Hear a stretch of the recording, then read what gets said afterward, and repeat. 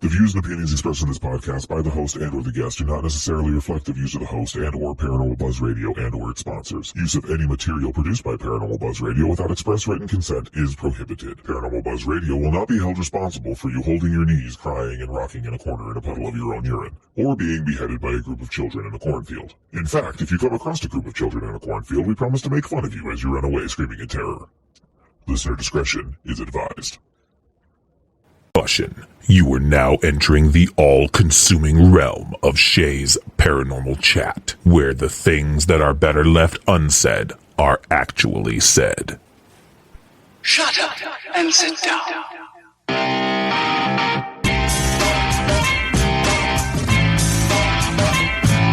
You're listening to Shay's Paranormal Chat. Paranormal podcasting done Shay's way. Tons of fun. Dude, seriously? A bit sarcastic. Hashtag investigator, not hunter. But always real. Hashtag data, not evidence.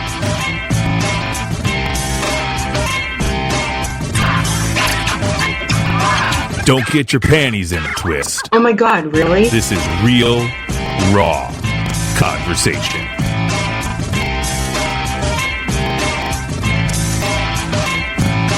Ladies and gentlemen, welcome to the show.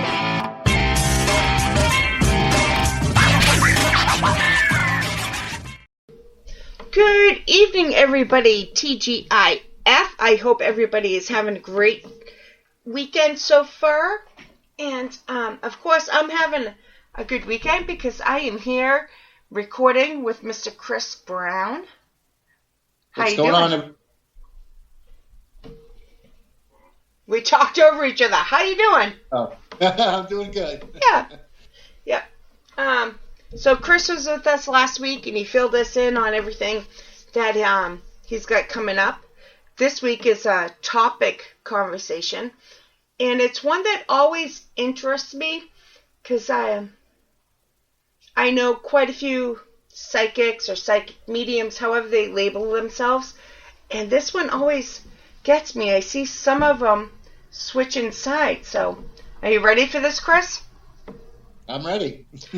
Okay, we're going to start. So, we're going to be talking about psychic mediums and if they use equipment and how they use equipment and why they use equipment.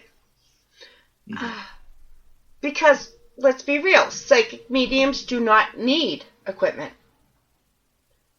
Correct? Well, I wouldn't say we don't need it. Okay. It really helps with validation. You know what I mean? Exactly. Yes. So if I could get an answer from a spirit box that matches up to what I'm feeling, then it's like, yeah, like bingo, like there it is. That's what we need. Like that's the golden ticket that we're all looking for. Exactly. That's what I was gonna be getting to. But yeah. So,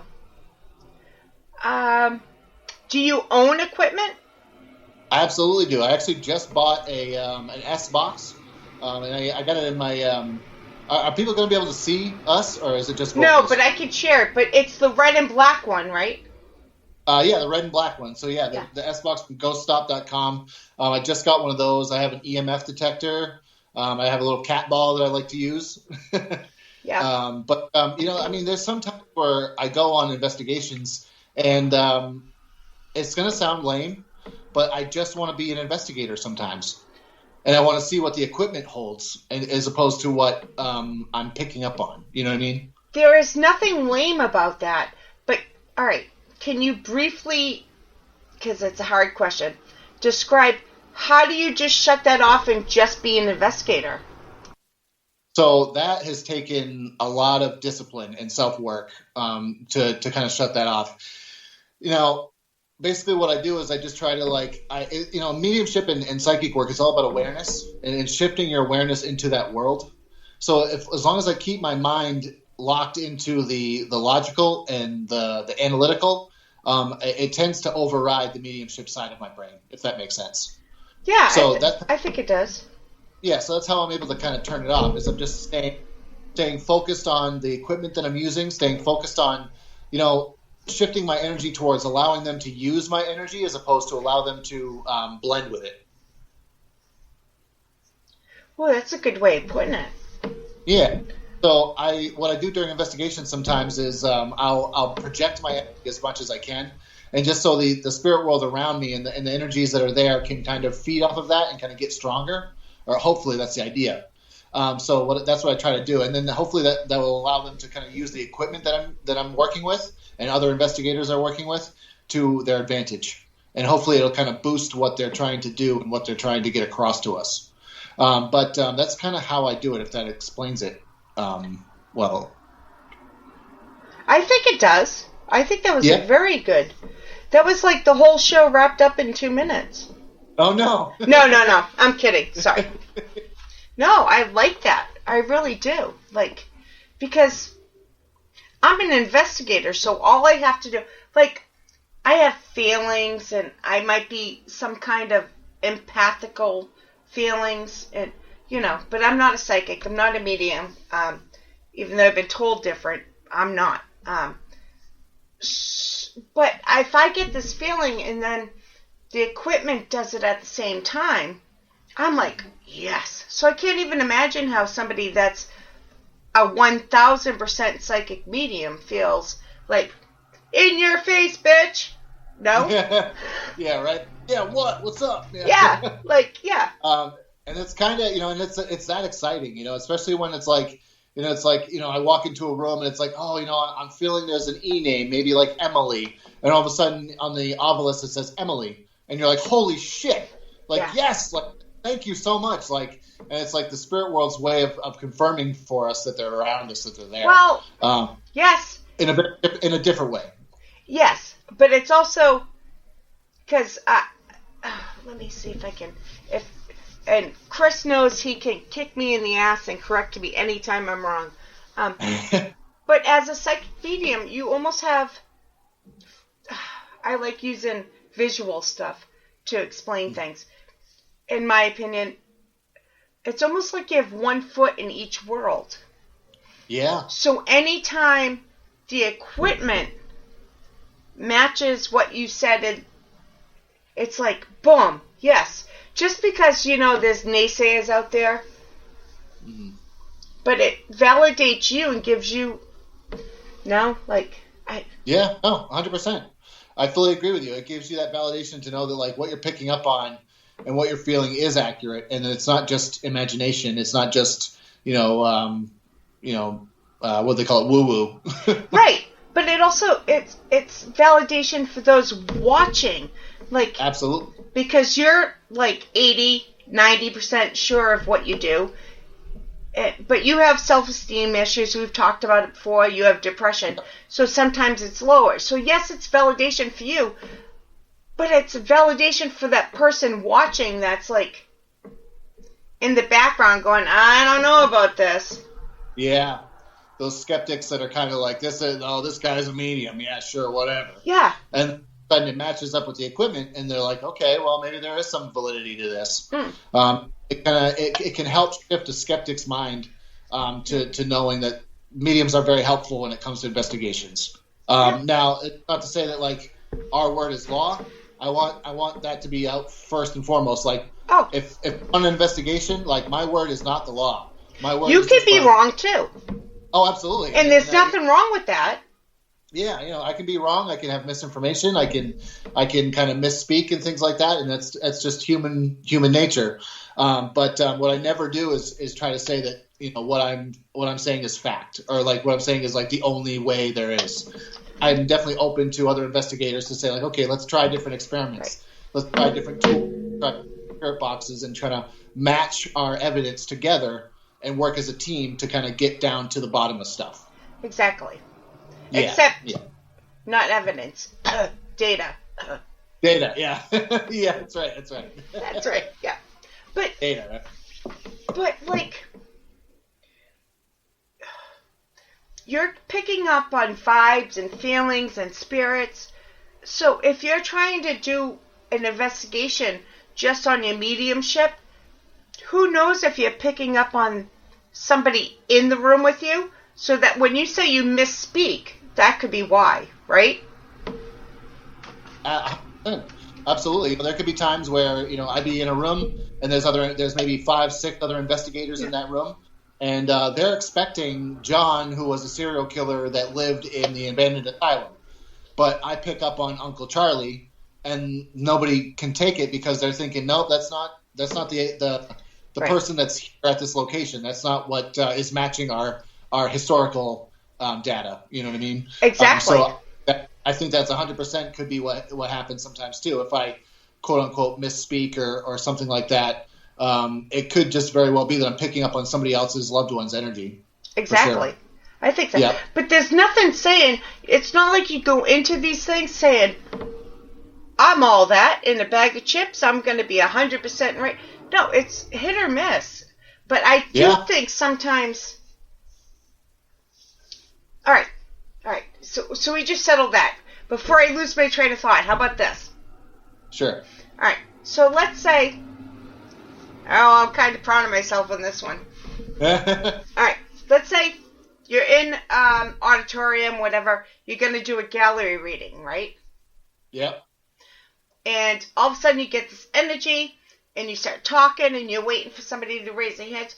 Who's to say that's not energy left behind from the last people that were there? That's great. See why I'm proud? That would be very proud of it. No, that's very true. That's very true. There's always that possibility, there's always that feeling of like the spirit world being like, hey, my loved one was just here. Maybe you could connect with them. Yeah. You know what I mean? And they're not in the room anymore. And then during the event, it seems like I'm wrong because I say that I'm picking up on somebody and nobody can take it. Yeah. It's like, hey, I play baseball, well, blah, blah, blah, and everybody's like looking around.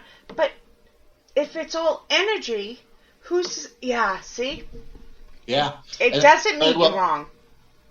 No, it could just be that, there's been times where I've been doing gallery readings and that very same thing has happened. Somebody actually left and got the loved one that I was talking about, brought them into the room, and I was like, okay, does this match X, Y, and Z? And they said, yes, it does. So it awesome. It was actually at Parafest last year, I think. Parafest last year is. I didn't make it to the Friday night one last year. Yeah, so it was during that event and during that gallery where I was bringing up somebody's loved one, and like I said, they ran out of the room to go get the person that I was talking about, whose loved one it was, and brought them in, and so it was cool validation that way too. It is. But there's definitely some times where it's like nobody can raise their hand, nobody can take it. It's like, so I have a straggler, like yeah. All right. It doesn't mean you're wrong. It just, but these days, let's be honest, it is kind of hard because everybody and their brother and sister and mother seems to be a psychic giving out on Instagram. My mother is now running my Instagrams. She's a co-owner, Deb Banks. We get messages almost every day. I feel a strong connection to you. And I'm like, fuck off. Like, I can't say that, but I want to. Well, and that's the thing. Nobody should be approaching you and telling you that, like, they're going to be reading you. It should be a permission basis only. Yeah, and that's why you and I have gotten along. Yeah. Because I will give permission sooner or later. No rush. No, I know. It just, as we've said, I've gone through some stuff in the past couple of years. Chris knows, but I don't really speak about it on air. Just the fact that I've gone through some stuff. So, but no, I do almost every day, multiple times. Gee, and it's sad. It's always I'm drawn to you. Yeah. Yeah, I'm drawn to your energy. There's a lot of love and light around you. And Exactly. And let me tell you, anybody that knows me, Chris can vouch for this. You are not drawn to my fucking energy because, let me tell you, my energy is like, fuck you, get away. That's, I'm not putting out, come feel me. No. No, yeah. I'm not putting that out there in the universe. It's like, go fuck yourself. Yeah. It's just like, leave me alone. Unless I have that not fake, but when I get myself psyched up to do something, same as you, probably. Yeah. And see, on the flip side, too, is I have people commenting on my post saying, if you want an authentic reading, contact me. Like, for a legit this, that, or the other thing, contact me for a reading. It's, oh, come on. So I just have to delete them. I do too. I don't, But that comes up, that brings me to another proud question. Yeah. Do you have anybody come ever, or do you think psychic mediums ever have people coming through to talk to them? Have you ever had, like, Uncle Joe come to talk to you? Yeah, my loved ones absolutely talk to me. Oh, wow. Now, here's the thing. There are some mediums that will say that they don't have a connection with their loved ones. And there's some mediums that say, like, you need another medium for the validation's sake. Whereas, like, I don't think that's true. If we as mediums are really doing our job, we're not needed. Because we need to teach people that our loved ones are around us and that we can talk to them and we connect with them without the need of somebody else. Now, what a medium does is allows for that validation to say, okay, a complete stranger told me things about my loved one and gave me a message that was very impactful, so it helped with my healing. But, for anybody that's listening, you can talk with your loved ones and you can have those conversations, and it's not just you going crazy. They're really talking back. It's just, we have to trust that they're out there, and we have to trust that they're watching out for us. You know what I mean? And that's where it gets difficult, because you could say it's my imagination. Oh, it couldn't be my Uncle Joe because it's just my imagination. And that's where it gets tough. But to answer your question, I definitely do have my loved ones that come to me. My friend Lenny comes to me all the time. I'll be in my truck and I'll look over and I'll see him in my mind's eye. And I'll be like, oh, hey, buddy, how's it going? And he'd be like, hey, it's going good. Like, I just want to pop in and see how you're doing. You know what I mean? And it's awesome every time. Or I'll have a song that reminds me of the country song. What? Go on. I'll hear a song that reminds me of somebody, and it'll kind of like trigger my kind of like, be like, oh, hey, thanks for the message, or thanks for the info. So it's awesome when that happens. There's a country song about a guy riding in somebody else's truck and he shows up. Is there? I'll find it and send it to you later.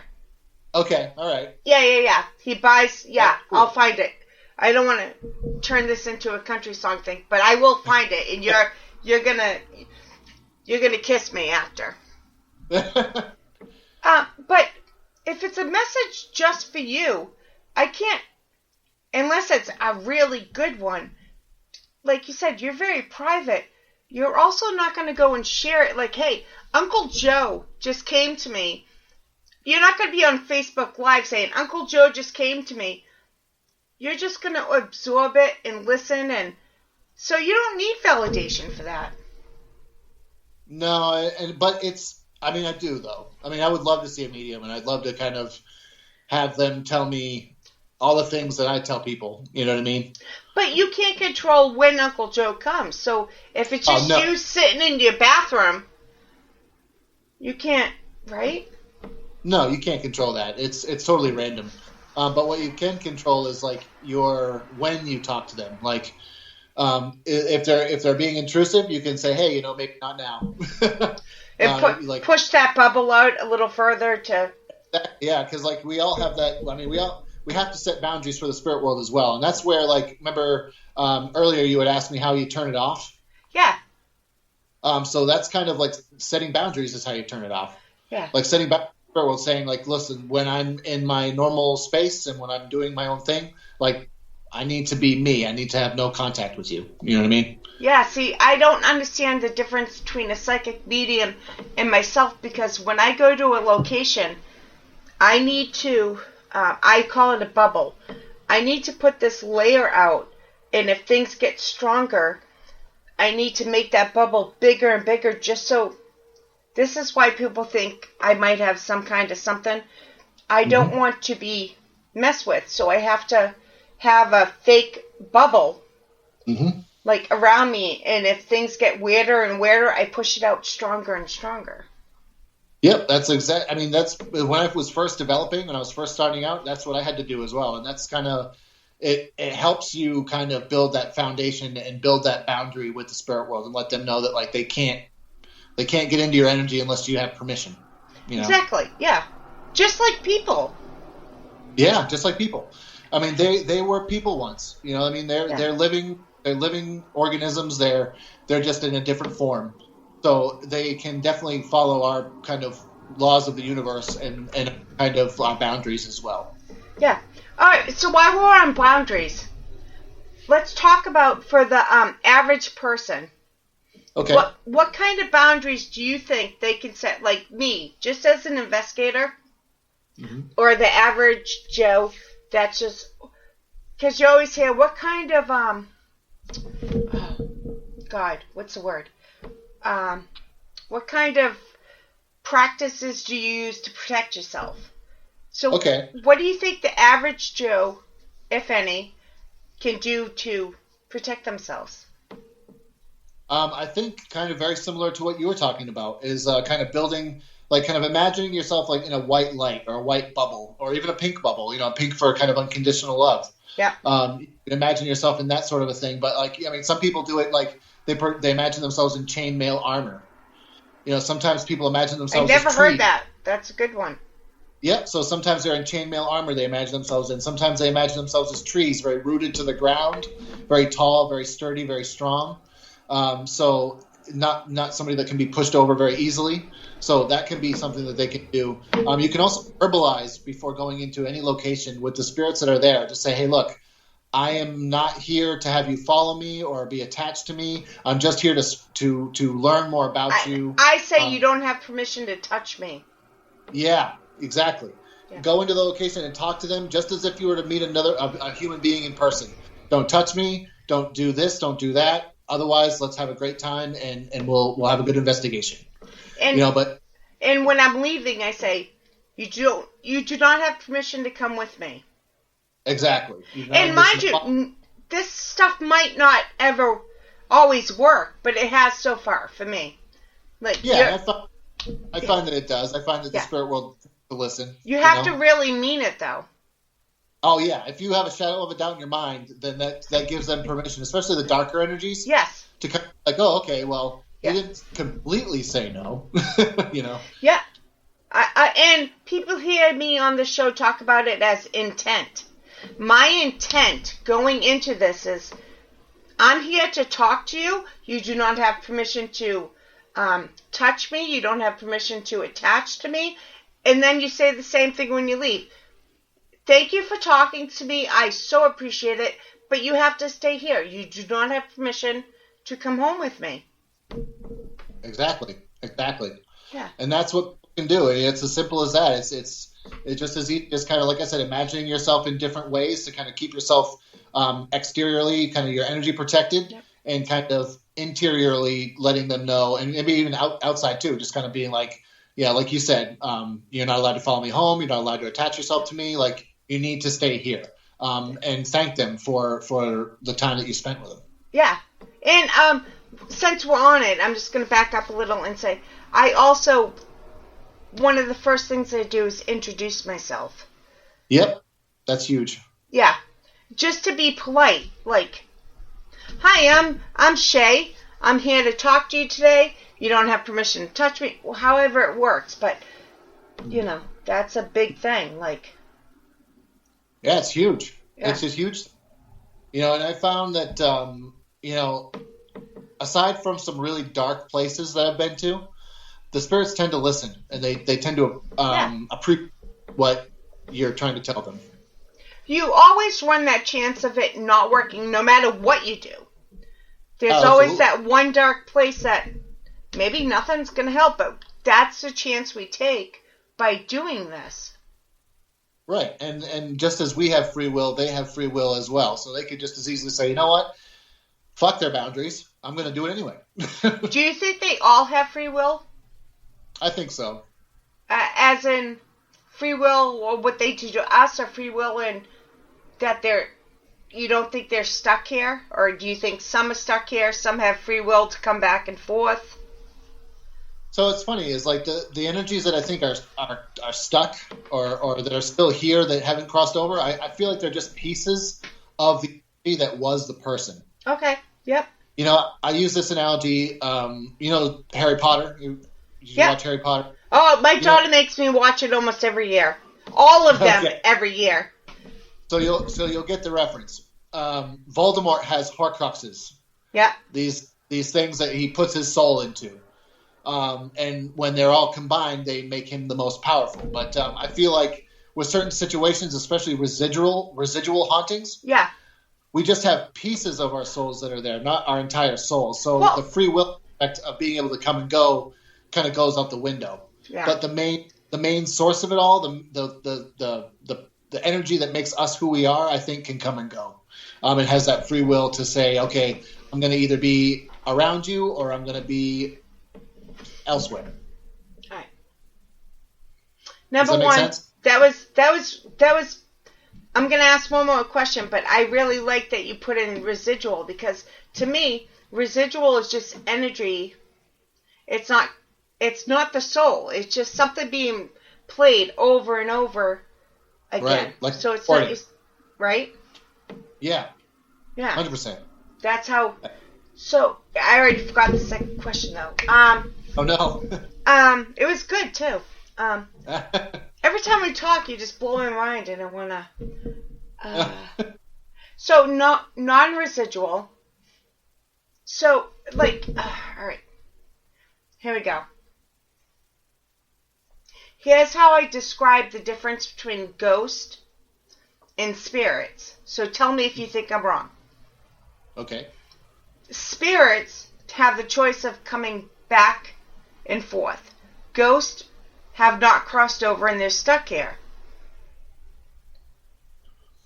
So my only gripe is I don't like the word stuck.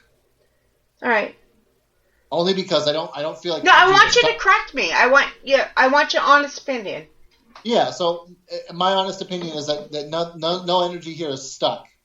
They choose to stay here, or like you said, the tape, the VHS of them in their life has been left here. All right. And then somewhere else, right? So I feel like that's why it's like it's not necessarily that we're stuck here. It's maybe that residual energy is just on a time loop, and it just keeps kind of replaying over and over again.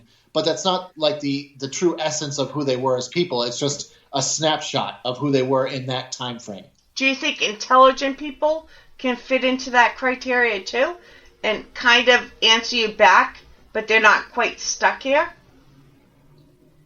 That's a great question. I would imagine that, that's I don't know. Yeah. I really don't. I mean, that's a great question. But if I was to take a stab in the dark about it, I would have to think that if it was residual and if it was kind of just like a videotape of them in their lives, that they wouldn't be able to quite answer you back, because that'd be like asking somebody on America's Funniest Home Videos if they could tell you why they felt theirs, But if it's a video call and intelligent, they can answer you back. So what's the separation there? Yeah. Yeah. So I think, like you said, there's spirits that are around us, and there's spirits that are kind of like intelligent and they can respond. And then there's those tapes or those kind of recordings that don't have the intelligence, that don't have the ability to respond. And I think that's where the difference is. I think that the energy that allows for it to be intelligent, it's not on that time loop. It's not a snapshot. It's a continuous. But the snapshots aren't, like I said, it'd be like asking the television to tell you why. How do you know the difference? Or is there no difference? I think energetically. Yes. Energetically, the difference would be is if you're getting intelligent responses. If you're saying, hey, can you light up this REM pod for me? And it goes, and then you say, can you turn it off? And then it turns off. How about when you're reading something? Can you pick up on residual energy, or does it have to be intelligent there in the moment? Or both? I feel like I've been able to pick up on a little bit of both. So sometimes it's residual energy, and I can kind of tell because I'm not really getting much responses back. Like, I'm not saying like, hey, can you please tell me your name, and can you tell me how you passed? It's more of like, I feel like this person's name was this, and I feel like they passed this way, instead of them saying, hey, I'm so-and-so, this is how I passed. Does that make sense? Yes, excuse me, sorry. No, you're good. So, kinda residual would just be the same stuff, but if you were to, be like, what? I can't even, if you were to ask a question like, what shirt did you die in? Or, that sounds so stupid, but it has to be a direct... Yeah, like a direct kind of answer, a direct kind of call and response. Does that make sense, or am I just being... No, I think that makes sense. So with an intelligent energy, if you have that call and response, they'll be able to give you that answer. Yeah. With a residual energy, I don't think that they'd be able to give you that. Like I said, it'd be like asking the television to tell you why. Yeah, that's what I think too. Yeah, so it's say, like I said, there's you're watching America's Funniest Home Videos, and someone falls down the stairs, and then you look at the TV and go, hey, why'd you do that? You're not going to get a response because it's recording. Yeah. But if I'd call like we are now, and you fell down the stairs, I could say, oh, Shay, why'd you fall down the stairs? You go, oh, the fucking cat was in my way, and I slipped on the rug. And I'd be like, I had one too many beers. Sorry. Yeah. Had a couple of suds and fell down the stairs. Yeah. But I think that's the difference. I think that's the kind of the way you can tell the difference between the two. Yeah. See, I love these conversations with you because I like, you're not going to be pussyfooting around me, and I won't with you. It's a back and forth, and Yep. Yeah, I love this. Yeah, it's awesome. I love talking about this stuff. It's great. Me too. And I so enjoyed this episode. I can't wait. Season 6 is coming in a couple months, and Chris is going to be back for a lot more this time. Absolutely. And I'll have more questions that I'll be like, hey, what about this? And throws them for a loop. I try. You did though. You threw me for a loop earlier, and I was like, I don't really know. Only once though. But you did answer some stuff. I love it. I like the back and forth, and yeah, I can't believe next time you're going to be on, it will be season 6 of Shay's Paranormal Chat. Jesus, that's crazy. It is crazy. Unless I squeeze them in one more time, it's getting kind of close though. But yeah. But all right. Can you throw out your social media one more time for people? Where do they find you? The event you're going to be on? Yep. So, like I said, this coming on May 6th, I'll be at Hearts Up Hall with Matt Warner.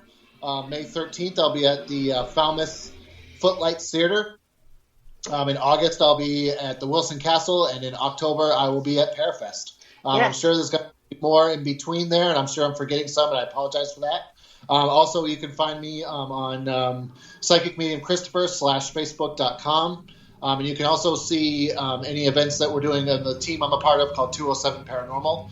We have a lot of ghost tours and ghost camps that we're doing at Fort Knox right in Maine. So you can check us out there. Yeah, 207 is just 207 Paranormal on Facebook. That's correct, yep. Yeah, so check them out. They are awesome. I am going to get to Fort Knox sooner or later. I'm really going to get there. So I've been invited quite a few times, but it's a long drive. It's a long drive for me. I mean, so I can't imagine for you. Oh, yeah. All right, guys, thank you so much. Be sure to check Chris out on his social media because not only is he a great psychic medium, Chris is a great person. Hands down, great person. He deserves recognition for that because he cares with all his heart, which is why his energy gets depleted so quickly. But yeah, Chris, I love you. Thanks. So love you too. all right, guys, we will see you soon. Have a great weekend. Take it easy, guys.